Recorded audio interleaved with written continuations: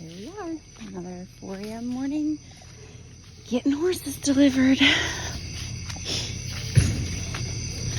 I'll show you guys which ones in a video eventually. Okay, and now in the daylight. Hi, are you guys gonna be nicer? Because you were not nice last night, huh? That's okay. I bet the lot was very scary, and everyone you met was very scary. We have to be friends. Yeah, this is how the first few days go, sometimes the first few weeks go, with some of the other ones we've had too. It's okay.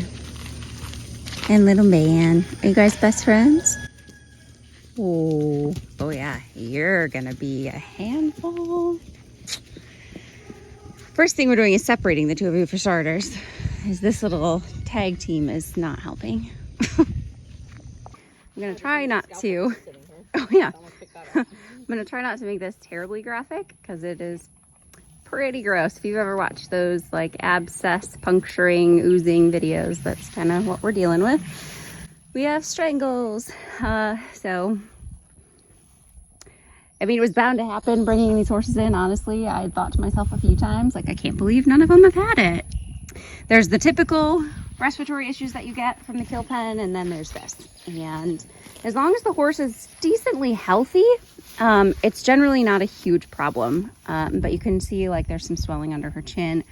So that's the main difference, the telltale sign. And normally you don't want to do antibiotics for it. You're better off to just kind of let it run its course and make sure the horse stays healthy. And when it abscesses, you stab it, you slice it, you make sure that it drains, because otherwise the swelling under their chin makes it hard for them to breathe, swallow, because it's putting pressure on their throat. So we have just lanced it. And it's really going good. Did a good job. Now I'm gonna go get, you guys have been sending that immune powder support stuff on the wish list. I keep it on there. It's perfect for this. And that's what I'm gonna go grab her. She's a cute little baby. She's a good girl. She did very good. All right, I'm gonna go get you some special stuff. Here we are. This is now 2 days out from draining the abscess. She looks so much better already, partly because we were able to kind of hose her off lightly. And she was so muddy. You can also tell though that she's been eating a ton more the last day. Literally just in the last day. Like she was getting ribby and whatever because it hurt to eat. She didn't feel good. And so I'm now super excited. I think she's gonna be gorgeous in another week or two even. But it's draining really well. And we're keeping an eye on everybody else. This is why it makes such a big difference, being able to have a bunch of quarantine spaces. This is precisely why. So we've got this barn, and then we have the alpaca field here, and the male goat herd there. And then we have our horses on the other side of that walkway there. Our dream and why we cleared that other land is to move the goats and the alpacas to different pastures across the street where the new cleared land is, and to have these two turnouts here also be different quarantine pens, because when we get these horses in, sometimes a couple loads a week even, it would be ideal to be able to not immediately throw them in with other horses, basically to keep trailer loads separated for at least 2 weeks to watch for signs of illness, if not a month. So that's one of the big dreams we have for the near future. We have fussed with her and messed with her, and she already probably hates me because all of her first interactions have been this, cutting her open and hosing her off and doing all these terrible things that don't feel good. So save that for a different day. Today you just relax. All right, girls. This is a girl pasture. Not on purpose, but it's just how it ended up. All right, I'm gonna go check on all your brothers and some sisters. Ben just spent like 30 minutes. She's doing so well. She's our newest. We couldn't even get hands on her. She's doing amazing. She's doing amazing. I'm so proud. Oh, that's a huge relief. We've been so fortunate in the horses we've taken in being easy to handle. She's the first one that's, well, my very first one, the buckskin. But she's the other one that, yeah, nobody could even touch, so. Oh, I feel so much better. Oh, good boy. He's doing so good, you guys. Could not touch him for the first week. What are you doing? Oh, well, of course, now he moves this entire time. This donkey butt was standing directly over me with his head on top of my head. He gets very jealous, but now he's found the food. Hey, get this donkey butt out of here. Excuse me. Excuse me. Also, they're best friends forever. Finally found one that's almost her size. Are you happy, little girl? Everyone else has been so big. Hey, little man. All right. Strangles. We knew pretty much when these ones arrived. Oh, yeah. Here, let me hold her. No, because as soon as I poke her, I bet she's gonna. You can hold that end. What's that gonna do? I'm gonna let this end go. I mean, they told us when she came in that she was sick, and we've pretty much known every time. So at this rate, everyone's gonna be immune because they all came in with Strangles. I can tell you guys which lot to avoid if you're considering it, because they've got a serious issue coming through there. Anyways, thankfully they've all been young and healthy. So first part's just been this, and hers is the only one that's not busted open a little bit on its own, so it's big.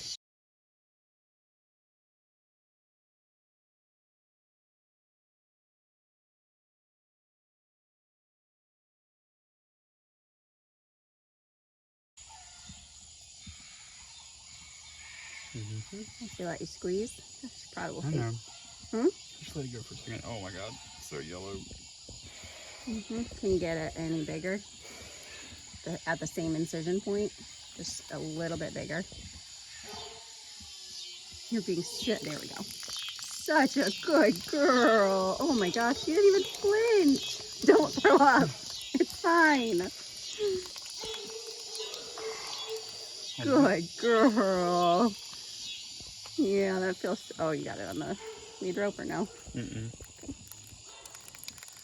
Don't throw. Do you want me to do it?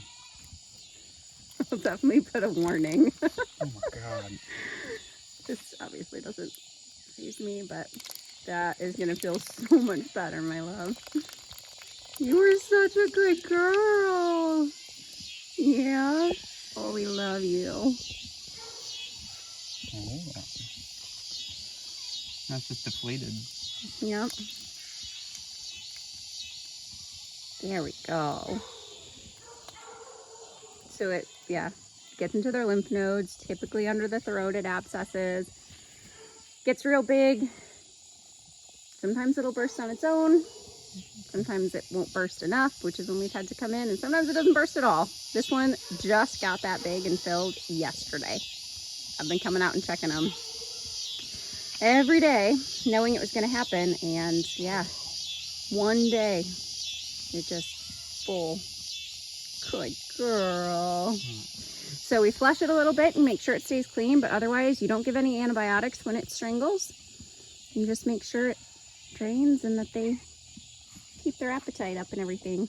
That was great. You're the best patient so far, and you were the one I thought was going to hurt the most. Good girl. Riker's not 100% fixed, but on one side it's pretty much 100. The other side, the vet just did a checkup a couple days ago and said that it's coming along really well also, just a little bit slower, but now we got to fatten him up. So he's already been getting a ton of food, but we just wormed him, and now that he can support a lot of weight and growth, we can start giving him supplements to just make sure that he fattens up quick and stays healthy.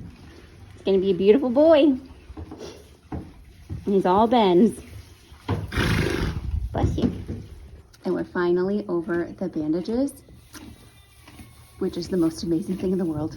I'm so tired. What are we on? It's over. It's almost exactly 2 months that I've been coming out and bandaging his legs, and it was just frustrating, the speed that they were healing with and everything else, and the several good days, and then he'd mess it up and we'd be back to the start, and it was just a fiasco. So you get up there. There we go. That looks better. They look so good now. I mean, to everybody else, they might look gruesome still, but you have no idea how bad it was. Oh, you're gonna have some good scars, bud, but we don't care about that. No, we don't care. Okay, off to do the rest. So these two are going to be the first two that are available anytime for a new home. We'll start with her. She's, I believe, around 8 years old, sound, broke to ride, has had a lot of roping training, it seems like, done on her, just based on my messing around with her. I think, yeah, she's had a lot of work, seen a lot of things, been there, done that. She needs an experienced rider though, because she's a mare and she has mare-tude. I've ridden her bareback, Ben's ridden her bareback. On one of her bareback rides though, she kind of kicked up her back, so she's got that in her, but she's a puppy dog on the ground, clearly. She leads, she loads, she ties, she bathes. She's had her feet done by the farrier. She's had the vet look at her. She is healthy, sound, absolutely beautiful. We would love to keep them all, but that's simply not the plan here, because the more we keep, the less we can save. She literally shines like gold in the sun. It's crazy. She's a champagne colored. So stays fat off air. Then there's Fella, who was the first one I bailed from the kill pens, and it was with the hope of him being my horse. You guys have kind of followed his story. He has some serious kind of dressage or Spanish type training. He frames up beautifully. We have pictures and videos of both of these two under saddle. We've not put them under saddle here. He has a horsefly on him right now, so he's not happy. But gorgeous boy. I'm gonna say he's around 11. Best guess. He's had, again, farrier work, vet work, healthy, fat off air. Been there, done that, but just needs an experienced rider for sure. And probably someone that, both of them just need someone that knows more, about what they're doing and what they want from a horse than I do. So they are available now. They're both horses, because they were healthier and broke, that our sanctuary's out-of-pocket costs between the vet care, the farrier work, the transport fees, and their lot bail fees, they are both going to have to go for around $4,000 to cover just what the sanctuary has invested in them. We're not going to be trying to make a profit. Now that's going to be a lot more than a lot of the other ones, I will say that. Some of them we're going to be rehoming for like $1,500-ish at the end of the day when all of our costs are added up. We're not trying to make a profit off of this, but if we don't cover what we've spent, then we can't reinvest it in saving more lives. And right now we are at a standstill until we move some, because I never want to be too overwhelmed by horses, or too broke because of horses. So we need to be able to pay their hay feed and farrier and all that stuff bills. So if anybody's seriously interested, message me, not on Instagram, because I get way too many messages to keep up with there. Message me through Facebook, either the Adri Rachelle or the Wild Things Sanctuary. Probably Wild Things Sanctuary is best. Message there, and we'll tell you what we know and do videos. If you want riding videos, we can see about getting those. You better be a good home, because we love them, and it's going to be sad, but I know they need to find where they're going to be forever. So that's all.